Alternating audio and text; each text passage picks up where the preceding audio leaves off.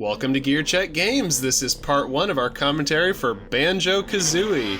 I'm Joe, as per usual. Rest in peace, Shuffle N64 logo. As per usual, I'm joined by my two good pals, Trey and Dan, as well as our guest, Ethan, making his long-awaited return after Sonic 3 and Knuckles. How you doing, Ethan? I'm doing good. You know me from Sonic 3 and others. Yeah. And others. Sonic 3 and pals. That's what, Sonic 3 and no others. Oh man, how can we talk over this amazing intro? That's I what, don't know, but we are. That's what Sonic Heroes is now called, Sonic and Others. Yes. Oh, But enough God. about Sonic Heroes, let's talk about Banjo-Kazooie. Yeah, let's talk about a game that doesn't make me angry. Yeah. Play the So, sax. this is a game that... Game Studios. Yeah, this is a Nintendo-published game. So who's the skull feller? He's Mumbo Jumbo. We'll meet him later. But this game, I feel, was based on what I've seen online. This is kind of like a pivotal childhood game for a lot of people. For me, it wasn't. I didn't get the chance to play this game until I was in like high school. But I'm sorry, I can't get over the Nintendo.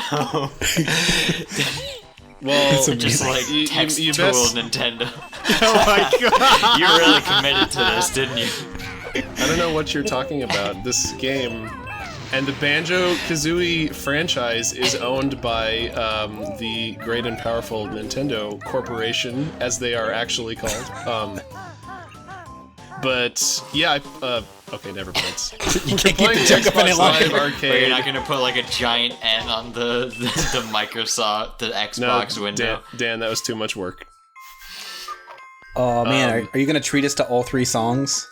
That's... Well, I have to. Banjo's representing me after I've watched 3 GearCheck game episodes.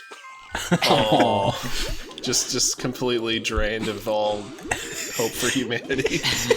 No, it's that good of content. Yeah. Yeah, give me that chiptune. This is me while we're recording GearCheckGames. What the hell is that? So Banjo playing on the classic Xbox Advance X-Boy color Did you ever hear screen. those rumors that they were going to make like an Xbox 180 that was like a handheld? I would have loved Or it was like that. an April Fool's Day joke or something? No, but I heard about the Xbox 180 when Microsoft said they weren't going to do backwards compatibility or used games or anything. And then they're like, wait, people hate that, and they're not going to buy our console. Whoops. Yeah. Greatest opening line of any game. Ding pot by the bench. Who is the nicest looking wench? Grunty's one of those villains that's so silly you gotta love him. Oh yeah. you can't- Yeah, Grunty is like one of the greatest assets of this, and just the writing in general. But I don't know. It's been said many times before, but like they really did an excellent job of crafting a villain for this game that you like love to hate. And like making her present throughout the game, just like kind of like crapping on you and your play skills, I guess. We'll get into that later. Do you guys know anything about the history of this game? No. I know when I first played it. Like the development history? No, All right, I know. Grunty. I know when I Take first your played time. it. I used to live near a grocery store, and you can rent games there. So I rented Banjo-Kazooie and loved it ever since. This is, if not top 5, top 10 favorite games of all time for me. I love this game. Uh-huh. Well, that's what's so crazy to me. Like I was gonna say earlier, I didn't grow up with this game. I played it like when I was like 18 years old for the first time. But like this to me is one of my all-time favorite. It might be my favorite like collectathon overall. Just the I don't know. We'll see like as this goes on. Like, but this game is just like polished to a mirror sheen in terms of presentation and just overall quality for an N64 game. Yeah. And it might not look it now, like because the assets are kind of laid bare here in glorious HD. You can see how polygonal everything is. But if you compare this to like even like the best stuff Nintendo like themselves was putting out at the time, in terms of like animation and like poly counts and materials, like this is one of the best looking N64 games like that was made, in my opinion. Yeah. It's got like considering the hardware, it's got much smoother animations than a lot of other N64 games to me. Well, and I think kind of what works about it is that all of the characters, these... You've got something like Mario or Zelda where those were made for, 8-bit and then, made into 3D. So they kind of had to look a certain way, but here they could design all of the characters to be kind of, exaggerated and angular and... Because, when I think of Banjo-Kazooie, I think of these old, N64 models, and, as happy as I was to see them in Smash Brothers, it is kind of weird to see those higher fidelity versions of the characters, because it's wow, Banjo's head looks kind of weird, because it's not just a big triangle. Well, that's why it was especially weird when they did the designs for Nuts and Bolts that are all, square, and... I never realized that Realistic Banjo has fur. the same hair curl as Donkey Kong. Spiral he sort of Mountain. does. That's right, Spiral Mountain. Here we go.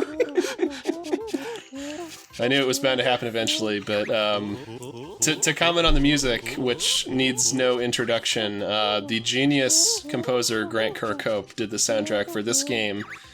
And I think all of the Banjo games that were released, there's not many of them, but he was kind of always there, and he is. Well, this is just one of those earworm games where every song in it just gets stuck in your head because it's so meticulously crafted and fun. Yeah. And Spiral Mountain to me is top 5 best songs of the game. I love this song. Banjo-Kazooie and Tooie are two of the games where I just, memorized the entire soundtracks. And just kind of, went through them in my head all the time growing up. Well, how could you not? It's just Well, so did you grow up with this game then, Dan? Did you play it on the N64 back in the day? I might have told the story on GCG before, but my my experience with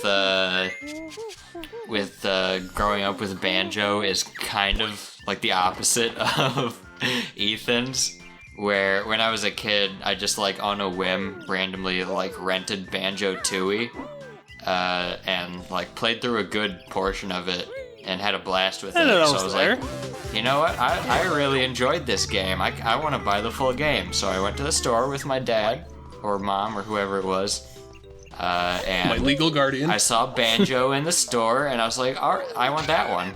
And I got Banjo-Kazooie, thinking that it was the same game as Tooie, and the whole time I was playing through, I was like, man, this is really a fun game. I'm having a great time, but when do I get to the part that I remember? Yeah. When do I get to Mayahem Temple? And then I beat the game, and I was like, that's weird. It's not gonna happen, is it?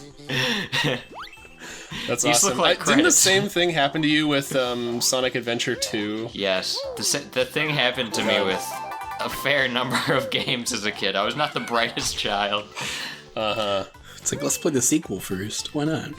Why not? I was just kind of so excited about playing this new game that I just didn't bother to look at the title or anything. So that'd speaking be of- Banjo-Tooie, the quest for Banjo-Kazooie. Oh, So I didn't end up Yeah. actually playing through Banjo-Tooie all the way through until I was in freshman year of college, freshman or sophomore year of college. I don't blame you, dude. That is a straight up sequel, in every sense of the word. If you go into I've encountered people who grew up with Tooie and not Kazooie and prefer the second one. And the second one is a great game, don't get me wrong, but it is kind of trial by fire. I was really surprised picking it up right after the first game, just okay, this game expects you to know and understand everything that you learned in the first one, and just pick up from there. Yeah. I can appreciate all the things that Kazooie does better than Tooie.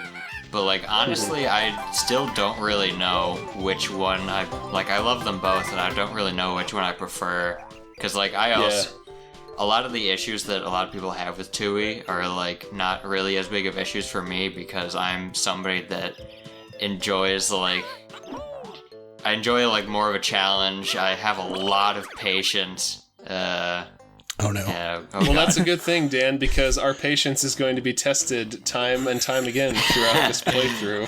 What do you mean? What do you mean your Nintendo 64 controller ran out of batteries? Yeah, point one for the N64. There's a big stupid wire connecting it to the console, so it never comes unplugged. Yeah, I actually don't own an Xbox 360. That's what I recorded this from. So I borrowed one from my buddy Mike, bless him.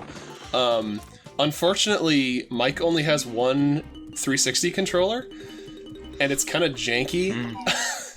So several times throughout this playthrough, I moved my hands around too much because I was just so into the game, and the battery pack came loose, and it's one of those things where how old electronics get worn out and the contacts you have to jiggle it around to get it to work. Is that why they're called jiggies? Yes. But there were a couple times where it took me several minutes to get the batteries plugged back in, and I had to cut those out. So you're welcome for that. I'm sorry that it had to be an issue in the first place, but it was either put up with a controller with a loose battery pack, or play the game on the original N64, which I am not very well equipped to record because all I have is an Elgato. Which does not have composite inputs, but what are you gonna do? So we just missed Gruntilda infusing Banjo's sister with the power of Mako energy. Soon she'll be a super soldier.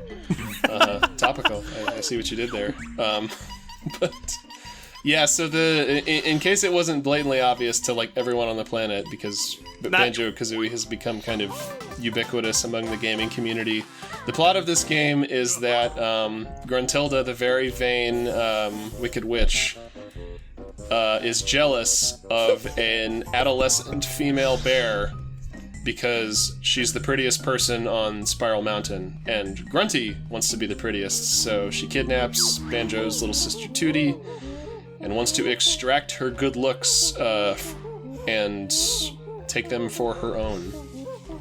So she got her orc scientist to create her machine. Aren't you glad they made a nice cinematic cutscene with music and everything instead of just having somebody dryly recap the plot? Yeah. This looks hard. Oh no. I don't know where to put it. Well, you start at the edges, right? Maybe over that purple guy. Put her there, son. So does putting the jiggies in there free that world from Gruntilda's grasp? Or No, I think the worlds... I mean, I don't remember if this is explained anywhere in the game, but I think the worlds are creations of Gruntilda. Oh. Because they're all just accessed via these pictures throughout her fortress. I don't know, I always just assumed that she created them and filled them with, these puzzle pieces that you need in order to progress. Because, it's not a good, cartoon video game villain unless they give the hero a sporting chance. Yeah. Gotta give him a head start. So she created the worlds, but did she create the characters in the worlds, or did they just kind of walk into the castle and just be like, "Hey, this looks like a nice spot"? Gobi walks in. Where's the desert level?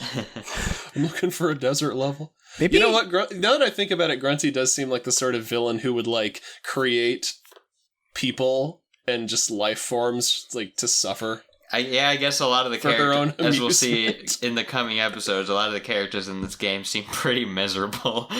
Yeah. I have a counter theory. Maybe she's just an interdimensional realtor. She's selling property. Yeah. That she tricks them all into... It's hey, you want to live in my rent-free hellscape? Yeah, just do my bidding. Sign on the dotted line, my friend.